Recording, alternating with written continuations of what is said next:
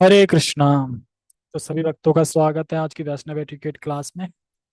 पहला मंगलाचरण करते हैं। ओम अज्ञानतिमिरान्धस्य ज्ञानञ्जनशलाकया चक्षुरुन्मीलितं येन तस्मै श्रीगुरुवे नमः। श्रीचैतन्यमनोभीष्टं स्थापितं येन भूतले स्वयं रूपः कदा मह्यं ददाति स्वपदान्तिकं।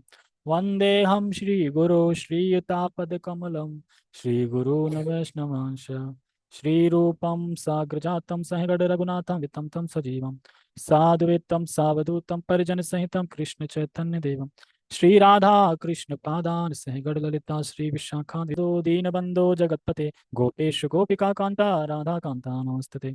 तप्त कांचन गौरांगी राधे वृंदावनेश्वरी वृषभानुसुते देवी प्रणमामि हरिप्रिये। वाञ्छाकल्पतरुभ्यश्च कृपा सिन्धुभ्य एव च पतितानां पावनेभ्यो वैष्णवेभ्यो नमो नमः। जय श्री कृष्ण चैतन्य प्रभु नित्यानंद श्री अद्वैत गदाधर श्रीवासादि गौर भक्तवृंद।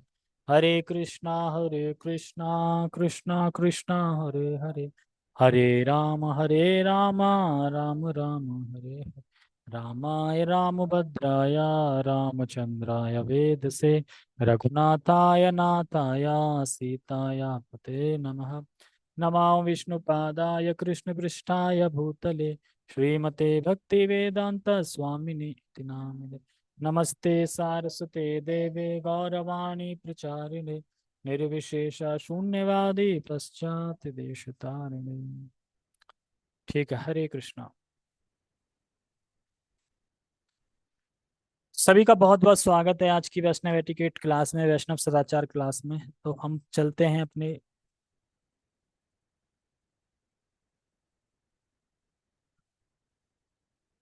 ठीक है, आई होप सबको दिख रहा होगा और सबको आवाज भी आ रही होगी। तो हम किस पे थे? कंठी माला भी पढ़ ली थी, तिलक भी पढ़ लिया था, है ना?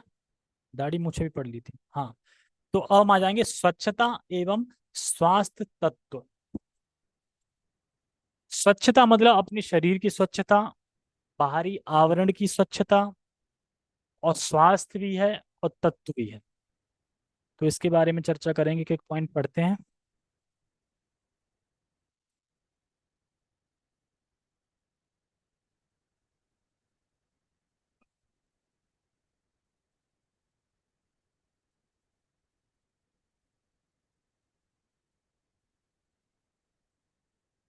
जैसा कि पहले ही बताया गया है, मंदिर में स्वच्छ कपड़े ही पहने। ये हमें लग सकता है कि देखो, हम क्या पढ़ रहे हैं पहले ये समझ लो। हम वैष्णव सदाचार पढ़, यानी वैष्णव के लिए क्या इंस्ट्रक्शन है, शास्त्र से भी, टेम्पल से भी, इस्कॉन से भी। हाँ, जूठा हाथ तो फिर धोना चाहिए ना हाथ को।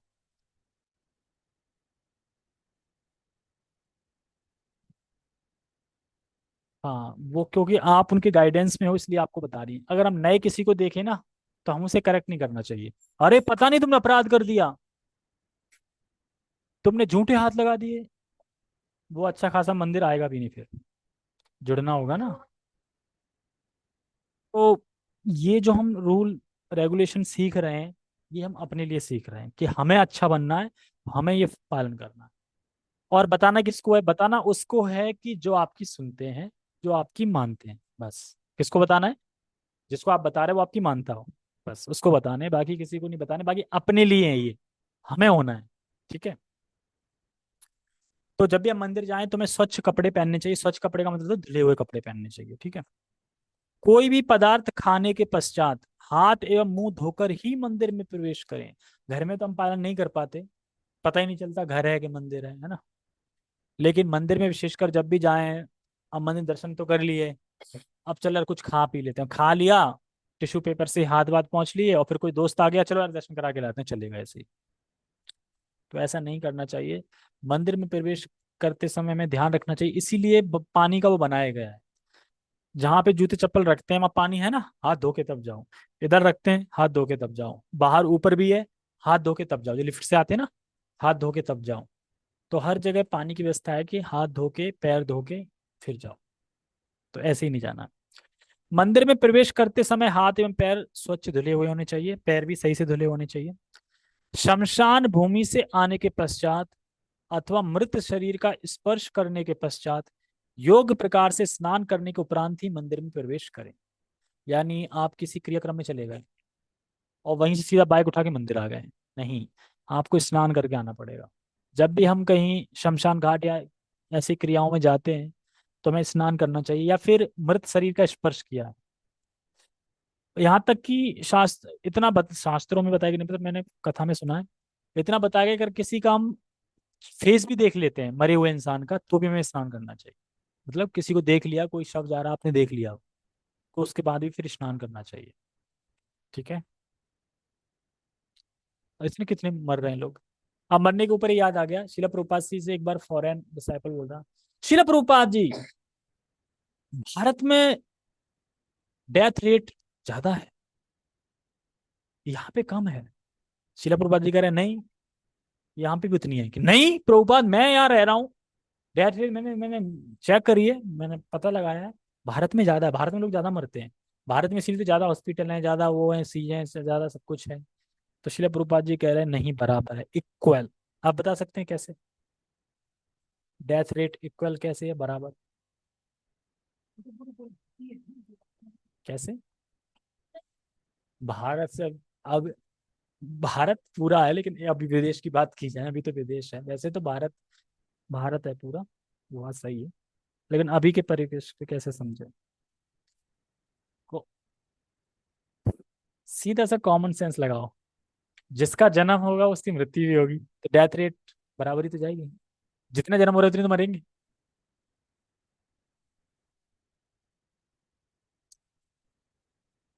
वो अलग अलग जगह बोल रहे हैं, लेकिन शिला प्रभुपाद जी का आंसर तो समझो। वो कह रहा है डेथ रेट भारत में ज्यादा, यहाँ कम है। शिला प्रभुपाद नहीं, बराबर है हर जगह। क्यों? क्योंकि जो डेथ रेट बराबर ही रहेगी। जो यहाँ पैदा हुआ है वो मरेगा भी यहीं, मतलब पैदा हुआ है तो मरेगा भी। डेथ रेट तो बराबर ही जाएगी। भारत में मान लो 100 जन्मे, 100 मर गए, और वहां 50 जन्मे तो 50 मर गए, तो उसके हिसाब से तो वहां कम मरे, यहाँ ज्यादा मर गए ना। लेकिन है तो बराबर ही ना, जितने जितना होंगे उतना तो मरेंगे ही ना।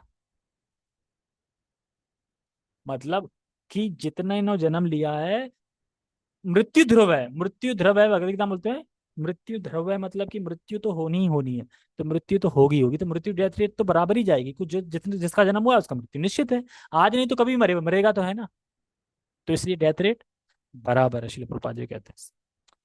और कह रहे हैं कि मंदिर में किसी को भी डकार नहीं लेनी चाहिए। खा लेते हैं ना छोले भटूरे नीचे, फिर मंदिर में जाके ढकार लेते हैं, ये नहीं लेना चाहिए। और अथवा अपान वायु प्रसार नहीं करनी चाहिए। मंदिर में रहते हुए मुख में, कान में अथवा नाक में उंगली न डालें। मुंह में उंगली डालते हैं। आप पता क्या है, अब हाथ धोगे आप। मतलब मैं यहाँ पे नहीं कह रहा हूँ, पर अगर मंदिर में डाल लिए तो हाथ धोगे। यदि अत्यंत आवश्यक हुआ तो तुरंत हाथ धो लें। मान लो खुजली मच रही है अब कान में, है ना, अब खुजली मच गई यहाँ पे ऐसे करके, तो क्या करेंगे? खुजाना पड़ेगा, खुजाना पड़ेगा, तो फिर अत्यंत आवश्यक है तो फिर हाथ धो के आएं, ठीक है। मंदिर के बाहर भी इस नियम का पालन करें। अब से एक से मैं कह रहा था मंदिर में जरूर कह रहा, मंदिर के बाहर भी इस नियम का पालन करें। हाँ हाँ हाँ हाँ। वो इसलिए चलते हैं कि जहाँ भी होता है, देखो जहाँ कहीं भी आचमन होता है ना, अगर आपने जैसे कि पैरों से ये लगा लिया हाथ, तो तुरंत आचमन करना, यानी अशुद्ध हो गए, अशुद्ध हो गए। ये देखो, एक चीज समझ लीजिए, ये सारे जो रूल्स रेगुलेशन बताए जा रहे हैं आगे भी आएंगे, ये हमारी दो पटरियों पे भक्ति चलती है। एक है भागवत विधि, एक पंचरात्रिक विधि। तो पंचरात्रिक विधि में सारी ये अर्चना आती है, सारे विग्रह सेवा अर्चना। तो ये पंचरात्रि की विधि बताई जा रही है सारी। भागवत विधि में कोई नियम नहीं है, कोई नहाना धोना नहीं, कुछ नहीं है। उसमें क्या आता है? शास्त्र पढ़ना, कथा सुनना, माला करना, ये भागवत विधि में आता है। अब भागवत विधि में माला करने के लिए कोई नियम नहीं है, शास्त्र पढ़ने के लिए कोई नियम है, कोई नियम नहीं है, रीडिंग करने के लिए कोई नियम नहीं, कथा सुनने के लिए कोई नियम नहीं। कथा तो बाथरूम में सुनते हैं लोग, है ना, बाथरूम में या बाहर रख लो, बाथरूम में बैठे बैठे सुन रहे हैं, तो उसका कोई नियम नहीं है।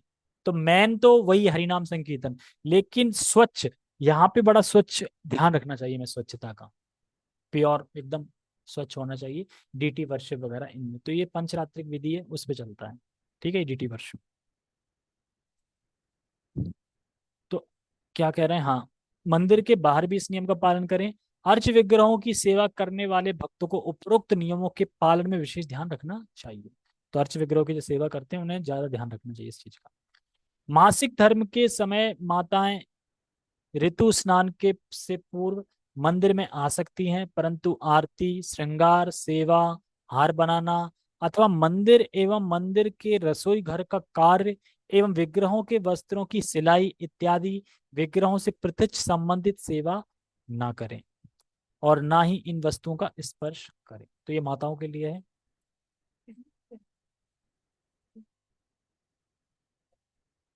हाँ, हाँ, तो वो थोड़ा अपडेटेड वर्जन है ना, उसमें है तो बता दिया करो ना, मैं मुंह से बोल दिया करूंगा। हाँ, एक पॉइंट और है, शौच क्रिया के बाद भी स्नान करना हो सकता है इसमें। हाँ, नहीं इसमें होगा। नहीं, ये तो आएगा इसमें, पॉइंट ऊपर नीचे होगा, मैंने पढ़ा था, आएगा ठीक है। ऐसे समय मासिक धर्म वाली स्त्रियां भगवान की सेवा करने वाले किसी भी व्यक्ति से संपर्क में ना रहें। ऐसी माताजी तुलसी पूजा में रह सकती हैं, परंतु तुलसी देवी को जल अर्पण नहीं कर सकती। किसी भी स्थान, काल, परिस्थिति में जप माला पर नाम जप रोकना नहीं है। ये बहुत इंपॉर्टेंट है, मैंने काफी ये सुना है। ऊपर है तो मैंने पढ़ा नहीं था क्या ये? भाई कह रहा है ऊपर है।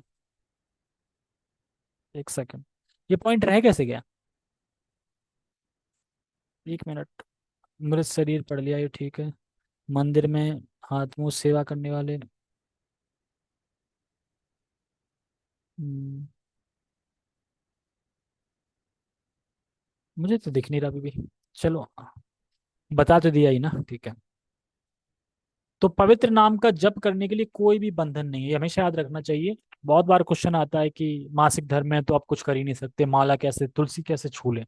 और जो कंठ में डली गली वो तुलसी वो छू नहीं रही है, वो तो हमेशा ही छू रही है, हर जगह ही छू रही है, तो फिर तो ये कोई वो नहीं है। ठीक है, जप को कहीं भी नहीं रोकना है, किसी भी समय, चाहे किसी की जन्म हो, चाहे किसी की मृत्यु हो, जप कभी भी नहीं रोकना है, जप हमेशा चलना है, जब भागवत विधि में आता है। ठीक है, भगवान के पवित्र नाम का जप करने के लिए कोई भी बंधन नहीं है।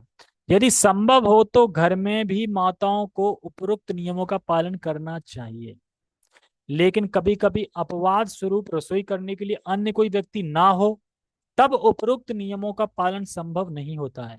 ऐसे समय में उनको अपनी गृहस्थी के अन्य कर्तव्यों का पालन करना चाहिए, तथा विग्रहों या घर पर स्थित की उचित देखभाल हो रही है अथवा नहीं, इसका ध्यान रखना चाहिए। अगर मान लो अब कोई है नहीं, तो फिर थोड़ा इन्वॉल्व हो सकते हैं, देख सकते हैं कि सही से सेवा हो रही है कि नहीं हो रही है ना, ये सब देख के बता सकते हैं, ऐसे करो, ऐसे करो, ऐसे करो, इस तरीके से।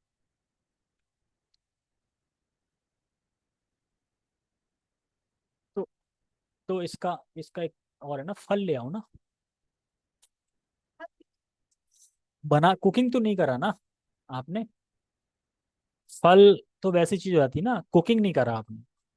हाँ, स्नान वगैरह अब कोई है नहीं तो करा लो, और नहीं तो क्या,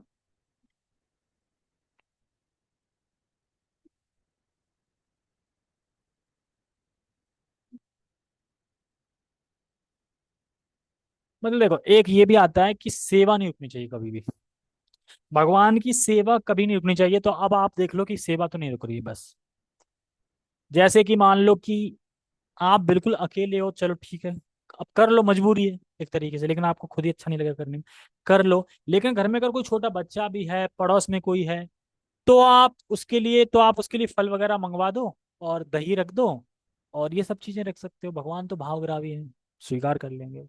और अगर कोई दूर दूर तक कोई किसी खेत में घर बना है, अब दूर दूर तक 2-2 किलोमीटर तक कोई है ही नहीं, अकेले हो, बाहर से भी कुछ आ नहीं सकता है, अब ठाकुर जी बैठे हैं, क्या करें?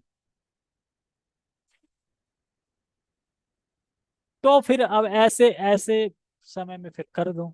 लेकिन ऐसा होता नहीं है। क्या ऐसा होगा कि आपका पड़ोसी ना हो, कोई कोई बच्चा ही ना हो, कोई ना हो, ऐसा हो जाता है? हाँ मतलब। हाँ, तो बोल दो तो फल ले आओ, फल तो ला के रख सकते हो, फल तो ले आओ, ला के रख तो सकते हो मंदिर में। इस तरीके से ठीक है फिर, मतलब कि पहले तो उसमें मना ही किया जा रहा है, अब नहीं है तो फिर वो अल्टीमेट तो फिर शास्त्र को भी बोलना पड़ेगा, मतलब कि ठीक है कर लो। जैसे कि फास्ट एकादशी रखना है, अब गलती से अन्न खा गया, अब आप बोलो कि माता जी गलती से अन्न खा लिया। अब अल्टीमेट कुछ ना कुछ तो उपाय बताना पड़ेगा ना, अच्छा गलती से खा गया तो अब से स्टार्ट कर दो। तो अल्टीमेट कुछ ना कुछ तो सोल्यूशन बताना पड़ेगा। द्वादशी को कौन रखेगा, तो उस दिन से स्टार्ट कर दो। जैसे कि अब कल से वो बंद हो गया है मिल्क, अब दही खाओ, और ज्यादा मिल्क का वो है तो चाय बना लो, है ना, क्या कर सकते हो। और दूध की बनी चीज अवॉइड करो।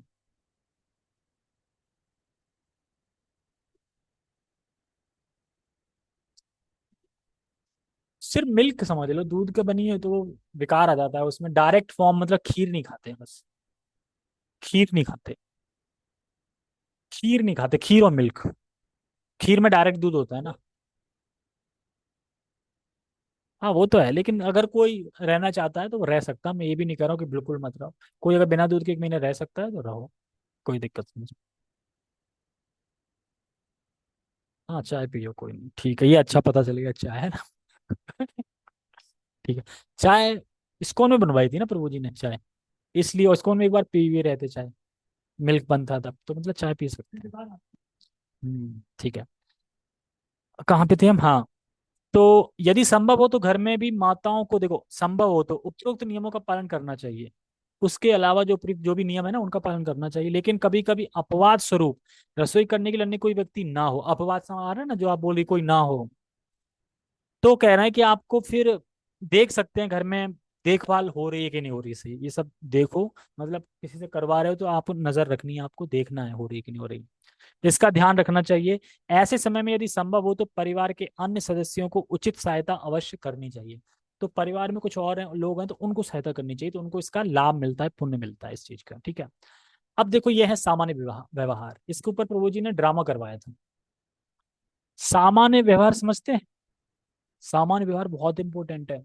सामान्य व्यवहार का मतलब है आप जैसे ही घर से बाहर निकले, फिर जो आप व्यवहार कर रहे हैं, जो भी मिल रहा है, रोड पे जा रहे हो, रेड लाइट हो रही है, या कोई ऑटो वाले ने बिठाया नहीं, या कोई कीचड़ उड़ा के चला गया, आप चल रहे थे रास्ते में, तो ये सब सामान्य व्यवहार में आता है, आपका व्यवहार कैसा है। क्योंकि इस्कॉन कहाँ है, इस्कॉन कौन है? इस्कॉन कोई एक वो व्यक्ति तो है नहीं, इस्कॉन जो खड़ा कर दो, इस्कॉन मतलब जो भी इस्कॉन से कनेक्ट है वही इस्कॉन है। आप अगर बाहर चल रहे हो कंठी माला पहन के इस्कॉन का तिलक लगाए तो आप इस्कॉन हो। गुरु महाराज बता रहे थे कि एक बार यूथ फॉर्म क्लास में यूथों को इनवाइट किया गया था और क्लास करी गई थी, तो उसमें एक डिवोटी थे, धोती कुर्ता था, सब था। तो क्लास के बाद आइसक्रीम बटी थी, आइसक्रीम का वो था, आइसक्रीम बटी थी, तो वो प्रभु जी क्या करे, थोड़ा बाहर चले गए खाते खाते, और गेट के बाहर आइसक्रीम और आइसक्रीम का डब्बा ना ऐसे ही फेंक दिया। और एक कार वाला जा रहा था, कार वाला गया और उसने रोक के कार पीछे गियर में लेके वापस आया, कह रहा तुम इस्कॉन से हो ना आप? हाँ। इस्कॉन आपको यही सिखाता है, गंदगी फैलाना, कचरा फैलाना। तो लोग नोटिस करते हैं। अगर कोई जींस में होता, ऐसी होता, उसने फेंक दिया तो वो कार वाला नहीं रुकता, लेकिन क्योंकि आप धोती कुर्ते में थे तो रुक गया और कह रहा कि आप यही सीखते हो, किसको नहीं सिखाता है आपको। तो फिर वो गए और उन्होंने उन्होंने अपने सीनियर भक्त से बोला कि ऐसे ऐसी मुझसे गलती हो गई। तो लोग नोटिस करते हैं, ज्यादा नोटिस करते हैं, आप अगर आप वैष्णव फॉर्म में हो तो आपको ज्यादा नोटिस किया जाएगा आपका व्यवहार कैसा है। तो इसीलिए जब भी हम बाहर निकलें तो समझना चाहिए कि हम प्रतिनिधित्व कर रहे हैं किसका, शिला प्रभुपाद जी का, यानी हम चल रहे हैं मतलब शिला प्रभुपाद जी चल रहे हैं एक तरीके से, प्रभुपाद चल रहा है मतलब इस्कॉन चल रहा है। तो आपको कोई भी ऐसा व्यवहार नहीं करना है जिससे आप कि इस्कॉन का नाम खराब हो, शिला प्रभुपाद का नाम खराब हो, ठीक है ना। तो वही ये यहाँ पे सामान्य व्यवहार है। लेकिन क्योंकि सामान्य व्यवहार में कल चर्चा करेंगे, क्यों, क्योंकि आज थोड़ा तबीयत ठीक नहीं है, तो आज इसीलिए छोटी क्लास ही ठीक है। कभी कभी लोगों को खुश कर देना चाहिए ना, जो जूम पे बैठे हैं, कि कब खत्म हो, कब खत्म हो, कब खत्म हो। क्योंकि एक तो लेट आते हैं, ठीक है, मतलब 8:30 की क्लास में 8:40 पे आएंगे, और 8 मिनट क्लास सुननी है, एकदम ईजी है बिल्कुल। मम्मी तो नहीं दिख रही आपकी। ठीक है, तो आप सबके लिए होमवर्क है, सामान्य व्यवहार, मैं इसको शेयर कर दूंगा सबको, मतलब टेलीग्राम में डाल दूंगा। और मैं सबसे पूछूंगा एक एक पॉइंट, यानी इसमें पॉइंट है, पढ़वाऊंगा और आपसे पूछूंगा कि आप क्या समझते हैं, इससे क्या करना चाहिए। और आप तीनों एक ड्रामा प्रस्तुत कर लो, एक ड्रामा करना है, ठीक है, सामान्य व्यवहार के ऊपर। अब ये तो आप क्रिएट करो क्या ड्रामा करना है। तीनों में तीनों ड्रामा के अकेले होता है, कोई एक स्पीकर बन जाओ बोलने वाला। और आप देख लो, देखो ये पॉइंट पढ़ लेना आप पॉइंट पढ़ के इस पॉइंट में आप निकाल लेना, इसी में ड्रामा निकल जाएगा। इसमें ड्रामा बहुत सारे हो सकते हैं, क्योंकि व्यवहार कैसा है आपका रोड पे चलने के बाद, है ना, बाहर कैसा है। क्योंकि जो प्रभु ने ड्रामा करवाया था उसमें तो रेड लाइट का था, रेड लाइट तोड़ दिया, अरे हम तो ऊंचे भक्त बन गए हैं अब, 16 माला करते हैं, एकादशी का पालन करते हैं, अब तो हम दिव्य धरातल पे पहुंच गए हैं। अब ये नियम हमारे लिए थोड़ी, हम तो परे हैं तीनों गुणों से। और रेड लाइट तोड़ दी, एक्सीडेंट हो गया। और फिर इसमें लिखा है माताओं से बात नहीं करनी चाहिए था, अब माता आ गई, ये माता कौन है। अब अरे पवन सुनो नहीं क्लास में, माता जी से ज्यादा बात नहीं करना। अरे अब तो पता नहीं, हम सीनियर भक्त हैं हम। अरे कुछ नहीं होता, हम तो बस पूछ रहे हैं, उनकी मदद कर रहे हैं कि और कैसे वो क्लास में आगे बढ़ सकते हैं। अब उनसे बात करने लगे, और आपने लिपस्टिक कैसी अच्छी लगाई, ये कहाँ से खरीदी। इस तरीके से तो कह रहे कि हाँ कमर पे भी लगाया करो, ताकि ना जल्दी प्रचार बढ़ेगा। और तो इस तरीके से मतलब कि मिसबिहेव, मतलब ड्रामा में ऐसा कुछ प्रस्तुत करना। अब ये नहीं कि यही ड्रामा करना जो मैंने बोल दिया, आप इसमें से निकाल लो कि आप कौन सा सामान्य व्यवहार में कर सकते हैं ड्रामा। तो जिसको मैं, फोन है ही, कैमरा ही, कैमरा ऐसे रख दूंगा, यहाँ पे पर्दा लगा देना, यहाँ पे करना, और माइक दे दूंगा, या माइक हटा दूंगा, आवाज आ जाएगी उसमें, ठीक है। तो करके दिखाना, रेडी हो, करोगे। कठिनाई है, पहले इस पॉइंट को पढ़ लेना और फिर बस देख लें। ड्रामा में कुछ वैसे थोड़ी करना है, कुछ बनना है तो वैसे ही थोड़ा सोपी वोपी डाल ली, लड़की बनना है तो थोड़ा वैसा कर लिया, और कुछ ज्यादा कुछ वो नहीं है, ठीक है। ओके, ठीक है, तो सबको ड्रामा दिखाया जाएगा कल। और कल प्रसाद भी बांटा जाएगा, और प्रसाद में जूम वालों को सिर्फ फोटो भेजी जाएगी, क्योंकि वो जितना आते हैं उसके हिसाब से फोटो ही काफी है, फोटो में ही खा लें, खा सकें तो। अब तो देवी धरातल पे पहुंच गए ना जूम वाले, तो उसी में खा लें ना, क्या दिक्कत है। चलो ठीक है ना, ज्यादा समय नहीं लूंगा। अंदर ही अंदर कुछ लोग सोच रहे होंगे, अरे यार अभी बोला था, जल्दी खत्म करेंगे। ठीक है, तो सामान्य व्यवहार हम कल पढ़ेंगे, ठीक है। हरे कृष्णा। जगत गुरु शिल प्रभुपाद की जय।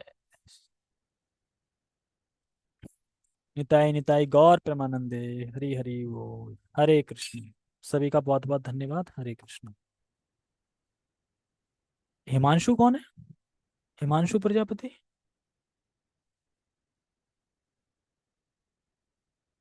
एक सेकंड, हिमांशु,